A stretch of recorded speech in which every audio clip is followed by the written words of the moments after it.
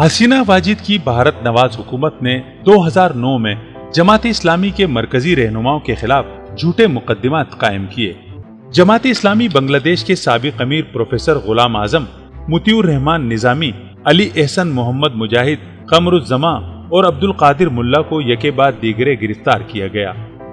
نام نہاد جنگی ٹریبونل میں ان پر مقدمات چلائے گئے اور مولانا دلاور حسین سعیدی کو 2013 میں سزائے موت سنا دی گئی۔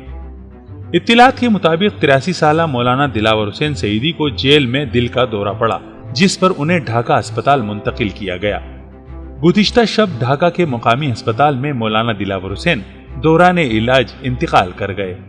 جماعت اسلامی کے نائب امیر کی نماز جنازہ ضلع فیض پورہ میں ادا کی گئی، جس میں ہزاروں افراد شریک ہوئے۔ دلاور حسین سعیدی کی قید میں موت پر دارالحکومت ڈھاکہ سمیت بنگلہ دیش میں ہنگامے پھوٹ پڑے۔ ہزاروں افراد سڑکوں پر نکل آئے اور حکومت کے خلاف شدید احتجاج کیا۔ جنگی ٹریبونل نے جماعت اسلامی کے بزرگ رہنما مطیع الرحمان نظامی کو بھی سزائے موت سنا دی تھی۔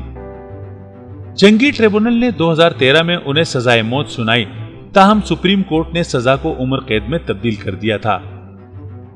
مولانا دلاور حسین سعیدی کی قید کے دوران 2011 میں والدہ کے انتقال پر مولانا پیرول پر محض والدہ کے جنازے میں شرکت کر سکے۔ 13 جون 2012 کو انہیں ایک اور صدمہ سہنا پڑا جب ان کے 43 سالہ بیٹے کو عدالت میں دل کا دورہ پڑا اور وہ انتقال کر گئے۔ مولانا سعیدی کے والد مولانا محمد یوسف سعیدی ایک بہت بڑے عالم دین تھے، جن کا تعلق دیوبند مکتب فکر سے تھا۔ ابتدائی تعلیم والد سے حاصل کی۔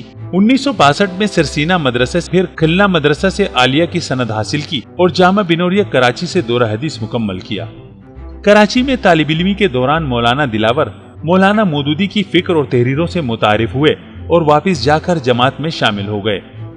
مولانا کو عربی، اردو، بنگالی اور پنجابی زبانوں پر عبور حاصل تھا۔